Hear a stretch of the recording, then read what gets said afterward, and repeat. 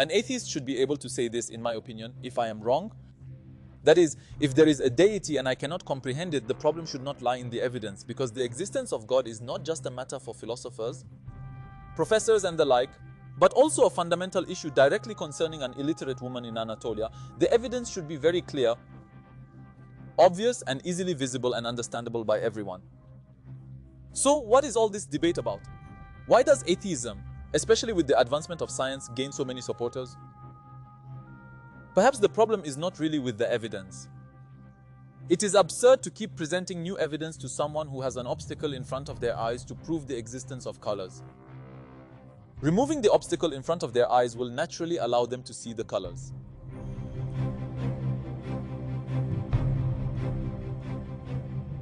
For the past few centuries, there has been a concept that atheists and even we hold sacred in our minds.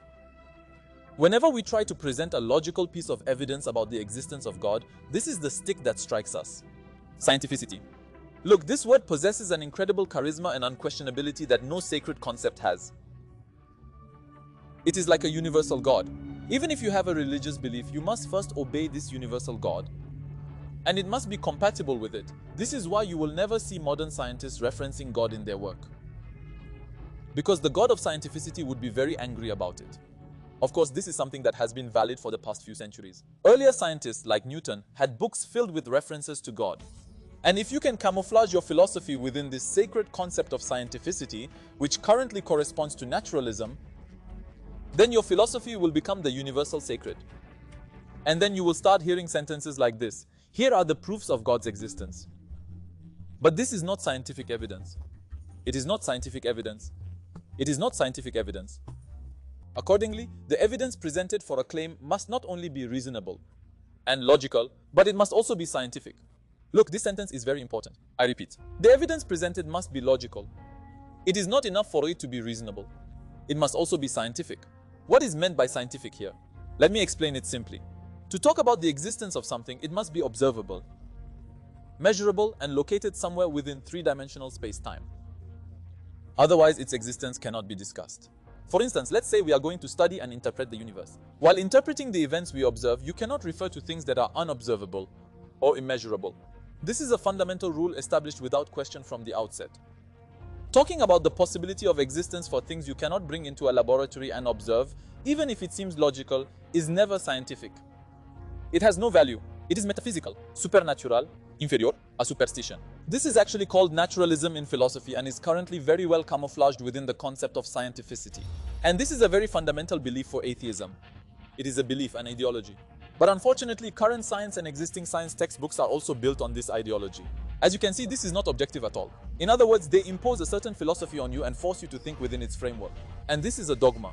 In other words, you cannot even question it. You know how it is? Science is falsifiable and all that. There's a deception here. It says you will falsify the system I call falsifiable within its own rules.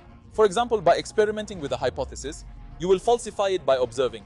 So, is there anyone claiming that the method used by the system is falsifiable? No, you cannot question it. Even if you are going to falsify something, it must absolutely be within what they call scientific matter-energy, somewhere within space-time. Here's the interesting part. This definition of scientificity itself is not scientific and actually refutes itself. If you ask whether there is scientific evidence for the claim that the existence of unobservable things cannot be discussed, there isn't. We don't have any experiments related to this, nor do we have any observations. It doesn't have any logical evidence either. This is a prison. This is a dogma. And I think many atheists and even theists, especially those with a science education, are unaware of this prison imposed on their minds. So if a Muslim currently agrees with an atheist on how a plant grows, it's because of these dogmatic rules. Anyway, we'll get to this in the next section. In summary, friends, we don't have a free mind under these dogmatic rules. The functions of our mind are being limited. Our mind is being trained to operate only within the observable domain. This is dulling the mind. Look, the situation is similar to this. Come with me.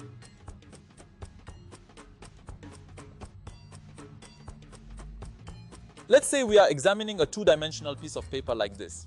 It has an x dimension and it only has a y dimension. And let's assume the paper says flower, and we will analyze this writing and interpret it logically. But someone comes along and finds logic insufficient. They apply a filter to it and add a philosophy alongside. They say, excuse me, 1 second. Hello? But logic is not sufficient for this. That's not how it is. Come, let's do it this way. If we are going to interpret this paper, let's not go beyond the X and Y plane.